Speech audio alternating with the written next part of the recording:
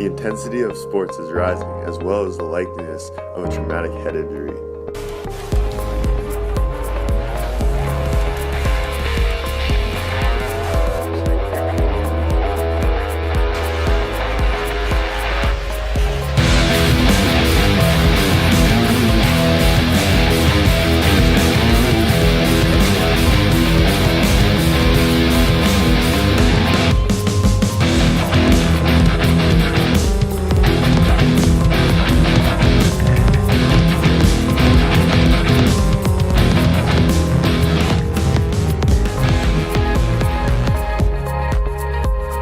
Concussion is a traumatic head injury that alters the way your brain functions. Students are living with the effects of concussions every day, and believe precautions have been taken for them to get back and start competing again. High school students from Farming area in a variety of sports, 62% have reported they have received a concussion during their sport. Professional athletic trainers have commented that although sports are more aggressive, a lot of concussion patients find they have overcomplicated their injuries. She says self-diagnosis is one of the more common reasons students believe they have a concussion.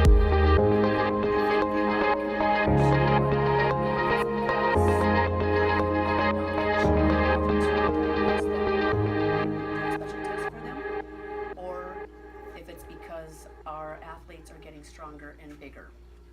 I think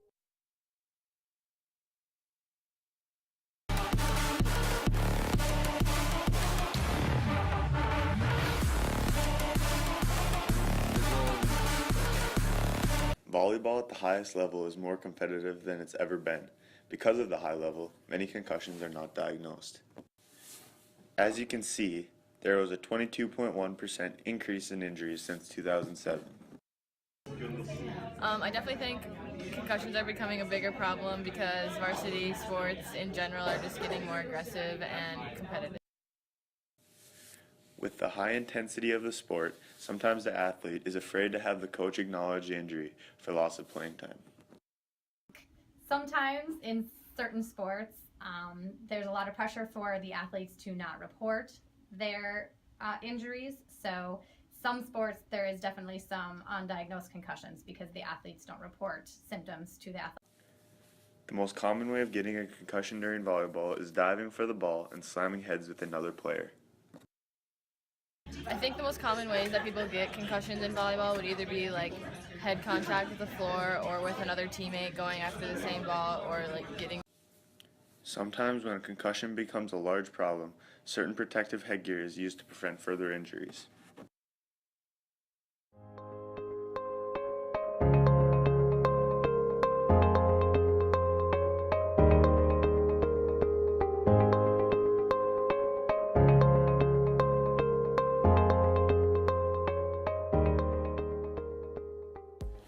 Studies have shown that softball players acquire twice as many concussions compared to baseball players. I was in the batter's box and I hit to shortstop.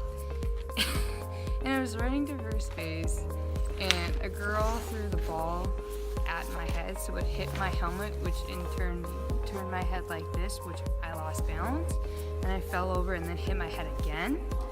So I kind of like. In the last 15 years, softball injuries have spiked from 70,000 to 95,000. That's a 25,000 person increase. Every year, softball has about 18.7 injuries per 100,000 participants. 10,000 of those injuries are head injuries. This places softball as the 8th most injuries out of 33 sports. Every year, more than 2 million girls between the ages of 12 and 18 play fast-paced softball. Just like any sport, there are your standard injuries, but of all softball injuries in 2012 to 2013, 17.2% were head and face injuries. More precautions need to be taken on face masks and like the proper way to, in my situation, proper way to dive, proper way to, stuff like that. Especially, I'd say for pitchers and like corners for baseman and third baseman, I feel like need to have masks on just because they're a lot closer to the ball than middles and outfielders are. So, yeah. With the recent increase of the face mask being worn, the head injuries have decreased significantly in softball. My years of coaching, have I seen more concussions, or do I see more concussions because it's diagnosed better? I think it's a combination of both. I think today in 2016, coaching and the medical profession is much more aware of concussion and concussion symptoms. And I think concussions are diagnosed much better today than they were, say, 20, 30, 40 years ago.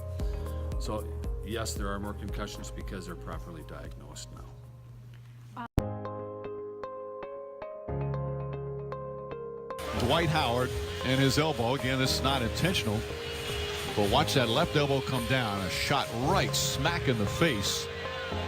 Davis went down, struggled to get up. When he got up, he had no balance. Not making a joke here. You see Doc Rivers waving him on, trying to get him to go. It was a 4-on-5. But it's like a boxer who got hit, staggering, and had no balance. The majority of concussions received in basketball are from coming in contact with another player.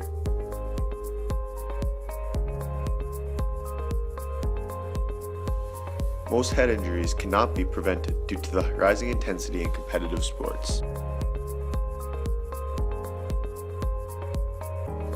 On average, girls receive more concussions than boys in both the high school and collegiate levels.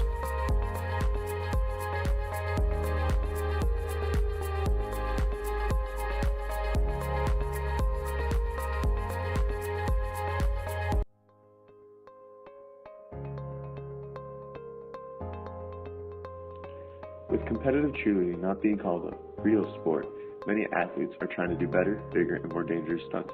Unfortunately, some end in tragedies and possibly death.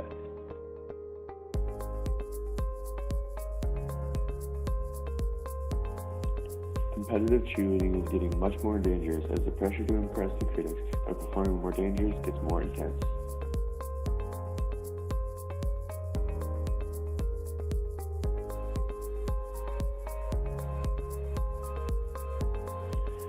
Between the years 1980 and 2002, cheerleading ER visits have increased by almost 20,000, most of those being traumatic head injuries.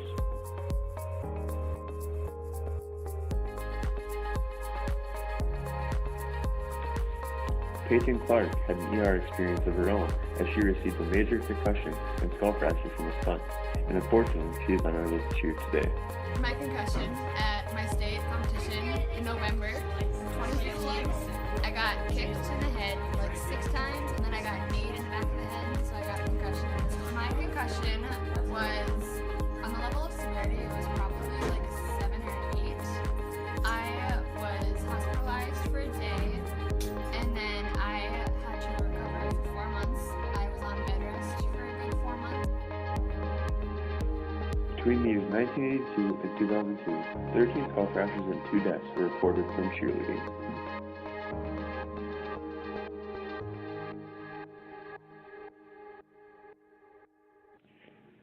Cheerleading has become much more dangerous than it was before.